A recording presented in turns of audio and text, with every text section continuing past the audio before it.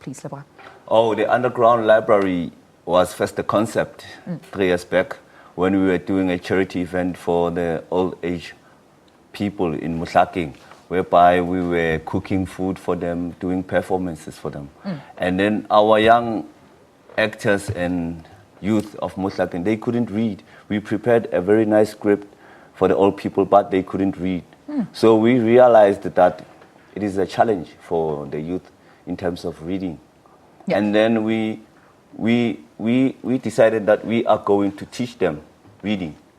Okay. And 2 years later, we eventually started the initiative whereby we didn't have books, the material to get the kids to read. So we started doing what? Writing letters to churches and schools and community members at large to donate books which are at their garages so that we can use for the young kids to read. Yeah. And you speak about, the lack of, reading skills in your community. What kind of books then did you want? Did you want perhaps encyclopedias? Did you want novels? What kind of books did you want to initially have in the library? Firstly, we wanted books for young people, for teenagers, in fact, like literature books, English books, basically from high schools and from some of the houses which we can use in terms of understanding, because we read those books and we see the content and we see the relevance, if it can assist us. Then we started getting lots and lots of kids, and as we have started the initiative, we realized that we are learning a lot ourselves. Many people love to read many different things. We ended up collecting all kinds of books. From literature, I can say from history books, we have political books whereby there are youth who are interested in politics. Some are interested in motivational books, inspirational books, leaders. They want to read books about their leaders. And contemporary African books as a whole, and plays. We are reading plays also. Now let's bring in the communications manager here for the Mohlakeng Youth Movement. Now, I understand that, you also not just need books, but you also need professionals. You need skilled professionals who can come in and also assist in the movement and turn it into a network. Why specifically skilled professionals? We need skilled professionals because we are working with a lot of guys who don't have qualifications. So it will be nicer for them to go and get the qualification so that when they come to the movement, which is called a Mohlakeng Youth Movement, they know exactly what they are doing so that we don't make future mistakes and we run things smoothly. So because this is the initiative which is going to help everyone in the community. Now, how can then people contribute towards the library? They can donate. We are also getting people assisting us in terms of their personal skills from where they worked before, in terms of managing the books, sorting out. And kindergarten also, like dealing with kids in terms of their games, uplifting motivation, because sometimes we suffer whereby we are playing games and reading with some of the kids, and some of the kids, they are like hungry. They are not, we know they are good readers, they are progressing, but now we realize that this kid today is not participating so well. And then we understand that there is a challenge from home. There's abuse there, and then sometimes we don't have the correct kind of skills to deal with such issues. So we get other people from around our communities to come and assist. They tell us, oh, if this kid is like this, she needs this kind of help. We also need those kinds of skills. And also we also have like kids who can't literally read anything, and they have low self-esteem. But have you tried to also interact with schools? I mean, I assume that these children go to school, and if they go to school and they still can't read, then there's definitely an education system problem there. Can you just take us through, Lebogang, perhaps your interaction or engagement with schools? Yes, like for instance, we have been to different schools at Mohlakeng. One of the schools we are busy working with is Swalelo Primary School.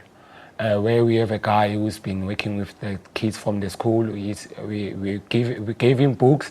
He's busy teaching children how to read English very well and to build them for the future of tomorrow.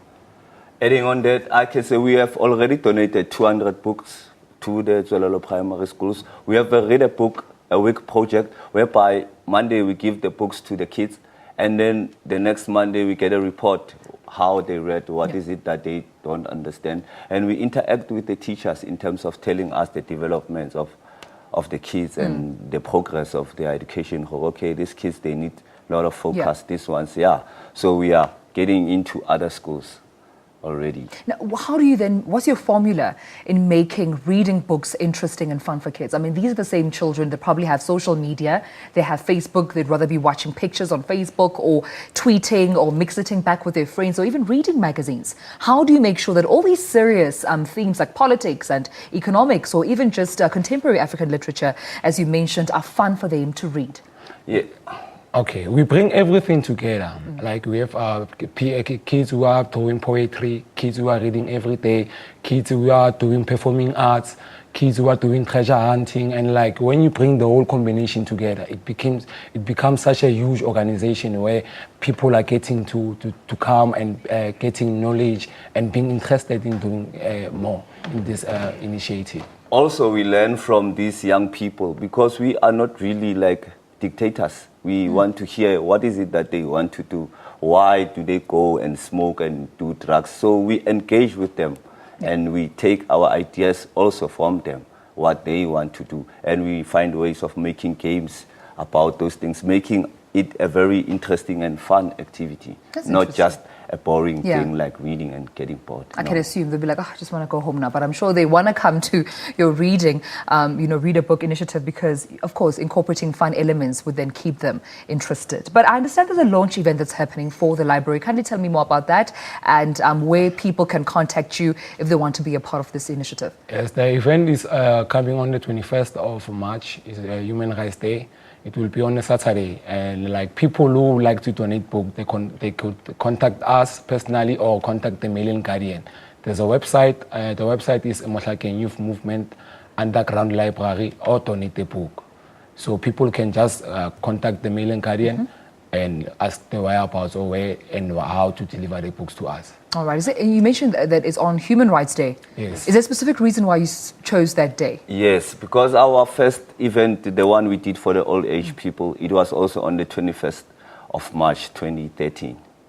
Yes, so we are following up. We were supposed to have another event last year, but because we didn't have books and resources, we felt like, no, let's just engage with the kids and make them to be what we want to do, because we really love what we are doing. Interesting. Chairperson of the Mohlakeng Youth Movement, Mathetsa, and Communications Manager Lebogang Thabeng, thank you so much for your time and all the best with the Underground Library. Thank you very much. For having us.